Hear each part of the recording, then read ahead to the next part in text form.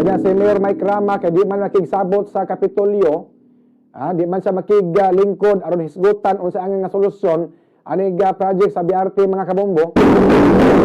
Unsaon pagsulbad sa isyu nga dili man makigsabot si Mayor Mike Rama ngadto sa taga Kapitolyo.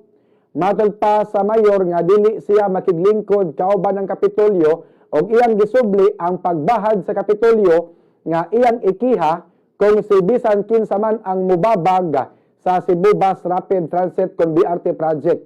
Kung mangahas gyud si Governor Gwen Garcia nga ipahulong ang BRT project diya atubangan sa Kapitolyo, ikiha ni Mike Rama si Governor Gwendolyn Garcia. Niining sitwasyon na murag maipit ani ang mga constituente sa Cebu City. Murag maipit ani ang mga Sugbuanon. Imbes magunahuna unsay angay nga isulbad sa mga problema sa Sugbo, nagunahuna naman noon kung unsaon pagpildi ang ilang kontra.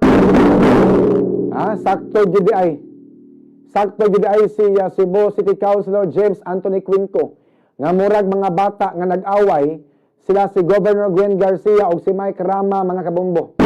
Nagsige naman og binirahay gamit ang ilang tagsa-tagsa ka mga social media. Si Mike Rama gamito niya ang Sugbuanon channel aron sa pagbira sayang kontra. Samtang si Governor Gwen Garcia iya usab gamiton ang Sugbo News aron sa pagkomentaryo batok sayang kontra pod mga kabombo. Hilabi na gyud nga to kag Mayor Mike Rama. Unya pangutana nganong karon pamansad si Governor Gwen Garcia miriak nga ipahunong ang BRT project atubangan sa Capitol Building nga nasugdan naman noon og trabaho. Sa una unta to nga wala pa nasugdan ang maong project mga kabombo. Kaya kung wala pa rin nasugdan ang project, unya nangusog si Governor Gwen Garcia nga dili unta ipadayon na diha sa atubangan sa Capitol, murag di unta ta maka-experience kayo og grabing traffic ang Cebu City mga kabombo.